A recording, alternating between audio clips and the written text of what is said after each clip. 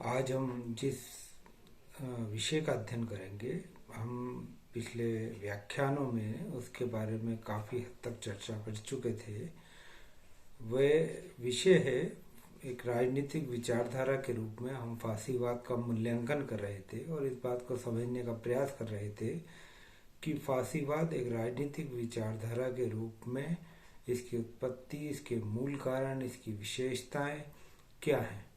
तो हमने पिछले अध्यायों में या पिछले लेक्चरों में ये बात समझने का प्रयास किया था कि फासीवाद एक उग्र राष्ट्रवादी अधिनायकवादी विचारधारा है और इस विचारधारा का मूर्त रूप हमें प्रथम महायुद्ध और द्वितीय महायुद्ध के बीच में इटली और जर्मनी में देखने को मिला था।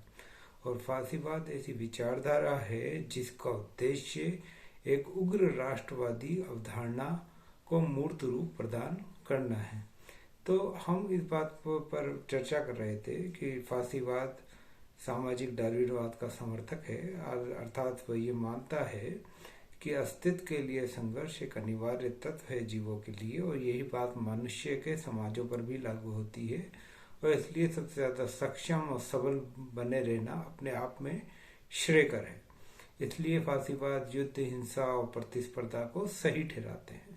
और दूसरा फासीवाद के साथ जो चीज़ जुड़ी थी, हमने इस पर भी चर्चा कर ली है, वह है उसका विवेक विरोधी होना। यानी फासीवाद मूलतः आस्थाओं, संवेगों, मानव जीवन के इन पक्षों पर ज़्यादा महत्व देता है। विवेक या तर्क की तुलना में संवेगों को ज़्यादा महत्व देता है, क्योंकि फासीवाद का मानना है कि मनुष्य की मूल प्रवृत्तियां संवेगों द्वारा ही संचालित होती हैं, ना कि विवेक द्वारा। अब फासीवाद का एक और विशेषता के बारे में हम पढ़ेंगे कि फासीवाद मूलतः उग्र राष्ट्रवादी विचारधारा है। उग्र राष्ट्रवादी विचारधारा का कहने का अर्थ ये है कि फासीवाद एक विस्तारवादी राष्ट्रवाद में विश्वास करता है और फासीवाद ये नहीं मानता कि दुनिया एक ऐसी जगह है, विश्व है, जहाँ परस्पर समान और आत्मनिर्भर राष्ट्र एक इकाई के रूप में काम करते हैं, बल्कि फासीवाद ये मानता है कि एक राष्ट्रों के मध्य संघर्ष होता है और एक राष्ट्र विभिन्न संस्कृतियां और विभिन्न परंपराओं का सम्मान करने की तुलना में फासीवाद एक राष्ट्र, एक संस्कृति को महत्व देता है और उस एक संस्कृति और एक राष्ट्र की परंपराओं को बाकी संस्कृति और राष्ट्र की तुलना में सर्वोच्च स्थान प्रदान करता है। बाकी संस्कृति और राष्ट्र को वे अपने से कमतर मानता है। इसलिए रूप में फासीवाद अंतर्राष्ट्रवाद का, इंटरनेशनलिज्म का विरोधी सिद्धांत है, जो ये मानता है कि एक राष्ट्र या एक ही संस्कृति प्रमुख है, बाकी कोई दूसरा राष्ट्र या संस्कृति इतना महत्व नहीं रखती है।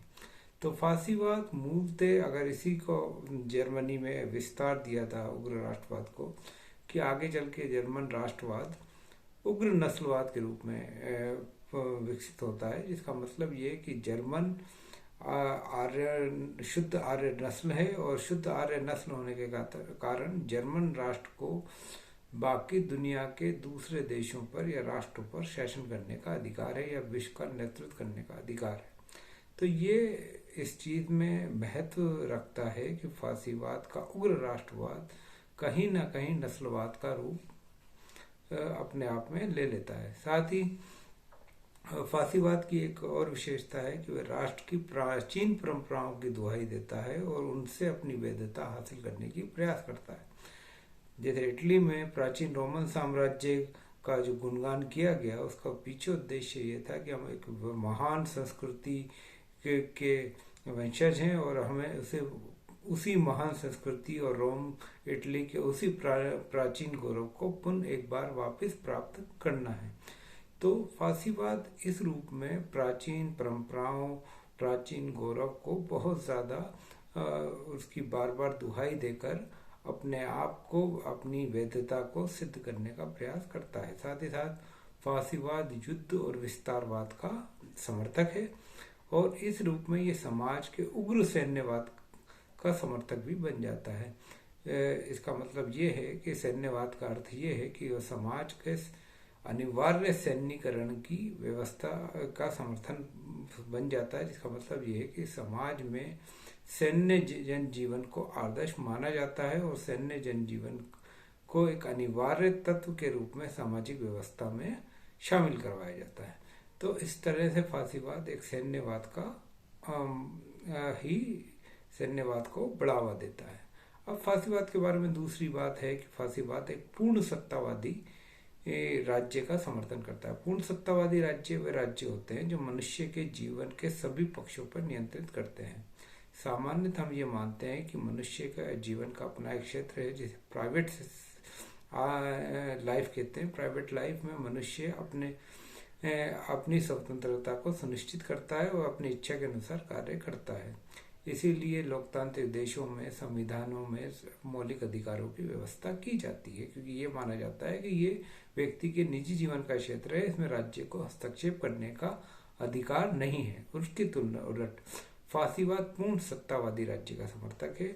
वह ये नहीं मानता कि व्यक्ति के निजी और सार्वजनिक जीवन में कोई अंतर है, बल्कि उसके लिए निजी और सार्वजनिक जीवन एक ही है और निजी और सार्वजनिक जीवन में कोई भेद नहीं, और राज्य को भी व्यक्ति के निजी जीवन में हस्तक्षेप करने का अधिकार है। तो व्यक्ति का अपना कोई निजी जीवन नहीं है, वो व्यक्ति सिर्फ अपने राज्य के आदेशों का पालन करेगा। और साथ ही साथ इसकी तुलना में राज्य एक व्यक्ति को, एक नेता को, एक तानाशाह को निरंकुश अधिकार, निरंकुश और असीमित अधिकार प्रदान करता है। फांसीवाद राज्यों में राज्य और सिविल समाज का कोई भेद नहीं होता, क्योंकि हम ये मानते हैं कि सिविल समाज वो इकाई है जिसके माध्यम से राज्य की मनमानी को नियंत्रित किया जाता है। लेकिन फांसीवाद राज्य में राज्य है और जनता होती है, कोई सिविल समाज नहीं होता, क्योंकि राज्य को असीमित अधिकार होते हैं और कोई भी ऐसा तत्व नहीं होता जो राज्य की शक्ति को नियंत्रित कर पाए। तो फांसीवादी शासन में राज्य की एकता, अखंडता पर इतना बल दिया जाता है कि व्यक्ति की स्वतंत्रता का कोई भी अर्थ नहीं रह जाता। और पूर्ण सत्तावादी राज्य की तुलना, जब हम ये जो शब्द आया टोटलिटेरियन स्टेट, वे द्वितीय विश्व युद्ध के दौरान आया और ये बात समझाने की कोशिश की कि सोवियत सिस्टम और सोवियत संघ की जो साम्यवादी शासन प्रणाली और जर्मन और इटली में चलने वाली वो फांसीवादी प्रणालियों में कोई अंतर नहीं था, क्योंकि दोनों ही पूर्ण सत्तावादी राज्य का समर्थन करते हैं और दोनों नागरिकों की स्वतंत्रता के लिए कोई भी स्थान नहीं देते, दोनों विचारधाराओं में। तो फांसीवादी विचारधारा इस रूप में एक ही राष्ट्र, एक ही संस्कृति, एक ही को महत्व देती है, साथ ही साथ एकात्म मूल्य व्यवस्था पर बल देती है। एकात्म मूल्य कि सिंगल वैल्यू सिस्टम की एक ही मूल्य पर बल देती है, उसकी व्याख्या उस तानाशाह द्वारा की जाती है। और इस रूप में फांसीवाद बहुलवाद का विरोधी है, जहाँ पे ये माना जाता है कि अलग अलग मूल्य होते हैं और अलग अलग मूल्यों को अलग अलग तरीकों से प्राप्त किया जा सकता है। इसकी तुलना में फांसीवाद इस बात को महत्व देता है कि मूल्य एक ही होते हैं, एक ही तरह का मूल्य है, वह प्राचीन गौरव या राष्ट्र का एकीकरण या राष्ट्र की एकता, अखंडता ही हो सकती है और बाकी सारे मूल्य उसके अधीन है। तो और उसको पाने का भी एक ही तरीका है कि हम ज़्यादा से ज़्यादा अपने तानाशाह की आज्ञा का पालन करें। तो इस तरह फांसीवादी व्यवस्था एकात्म मूल्य व्यवस्था पर टिकी हुई है। और फांसीवाद में राज्य के स्वतंत्र अस्तित्व, राज्य को छोड़ के किसी और चीज का भी स्वतंत्र अस्तित्व नहीं माना जाता।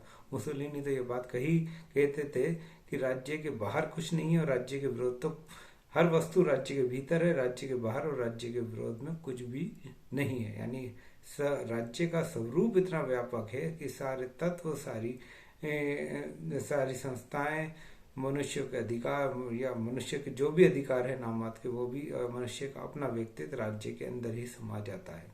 तो इस रूप में फांसीवाद हीगल के आदर्शवाद से प्रेरणा लेता है, जिसमें ये माना जाता है कि उच्च सभ्यता का जो स्तर है वो राष्ट्र राज्य द्वारा ही प्राप्त किया जाता है। तो राष्ट्र राज्य की जो अवधारणा है वो फांसीवादी दर्शन का एक मूल तत्व बन जाती है, कि जिसके माध्यम से प्राचीन गौरव, मानवीय समाज का सर्वोत्तम लक्ष्य राष्ट्र जैसी एक इकाई के माध्यम से ही प्राप्त किया जा सकता है। तो ये फासीवाद का ये वो आवश्यक तत्व है कि फासीवाद उग्र राष्ट्रवादी विचारधारा है और विस्तारवाद पर बल देती है।